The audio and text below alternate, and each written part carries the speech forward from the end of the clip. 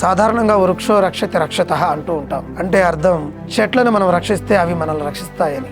కానీ మన భారతదేశంలోని గుజరాత్లో ఒక జాతి వృక్షాన్ని పూర్తిగా బ్యాన్ చేశారు. అలాగే తెలంగాణ ప్రభుత్వం కూడా ఆ రకమైన చెట్టును బ్యాన్ చేయడం జరిగింది. ఇక రీసెంట్గా ఆంధ్రప్రదేశ్ ప్రభుత్వం కూడా మనుషుల ఆరోగ్యాన్ని దృష్టిలో ఉంచుకొని ఈ రకమైన చెట్లను బ్యాన్ చేస్తున్నట్లు ప్రకటించడం జరిగింది. అసలు ఇన్ని ప్రభుత్వాలు ఒక చెట్టును ఎందుకు బ్యాన్ చేశారు? అసలు అది ఏం చెట్టు? దానివల్ల మన ఆరోగ్యానికి కలిగే ప్రమాదం ఏమిటి? ఆ వివరాలను మనం ఇప్పుడు చూద్దాం. ఈ చెట్టు పేరు కోనోకార్పస్.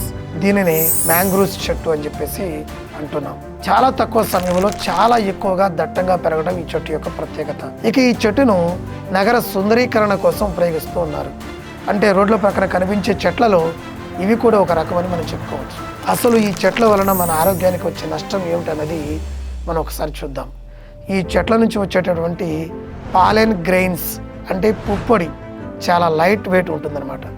ఇది గాలిలో ఎగురుతూ చుట్టూ తిరిగి మనుషులకు శ్వాస ద్వారా వారి యొక్క లంగ్స్ లోపలికి వెళ్తుంది.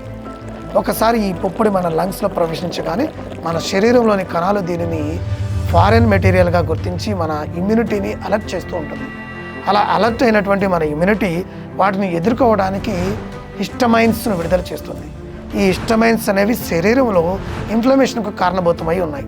అలా మొదలైన ఇన్ఫ్లమేషన్ లంగ్స్లోని లైనింగ్స్ను దెబ్బతీసి శ్వాస సంబంధిత సమస్యలకు కారణమై పెద్ద ప్రమాదాన్ని తెచ్చిపెడుతున్నాయి ఈ రోజున. అలాగే ఈ హిస్టమైన్స్ అనేవి బ్రోంకో కన్స్ట్రక్షన్ అనే మరో సమస్యకు కూడా కారణభూతమై ఉన్నాయి. ఈ సమస్య వల్ల శ్వాసకు సంబంధించిన నాళాలు కాంట్రాక్ట్ అవుతూ శ్వాస తీసుకోవడంలో ఇబ్బంది కలిగిస్తూ ఉంటాయి. అలాగే ఈ ఇమ్యూన్ రెస్పాన్స్ అనేది మ్యూకస్ విడుదలను కూడా పెంచుతూ ఉంటుంది. అలా మ్యూకస్ కూడా శ్వాస తీసుకోవడంలో ఇబ్బందిని కలిగిస్తూ ఉంటుంది. ఇక అలాగే ఎక్కువ రోజులు కంటిన్యూ అయితే ఎంఫసీమా అనే తీవ్రమైన ఆరోగ్య సమస్యలు కూడా వచ్చే ప్రమాదం అయితే ఉంటుంది. ఇన్ని దుష్ప్రభావాలు ఉన్నాయి కాబట్టి ఈ కోనోకార్పస్ చెట్టును బ్యాన్ చేస్తూ అనేక ప్రభుత్వాలు తన ఆదేశాలను జారీ చేయడం జరిగింది. గుజరాత్, తెలంగాణలో దీన్ని ఎప్పుడో బ్యాన్ చేశారు.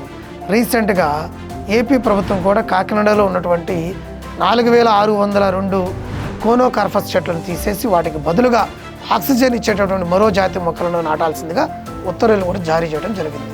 ఇవండి కోనోకార్పస్ చెట్టు యొక్క వివరాలు. Thank you.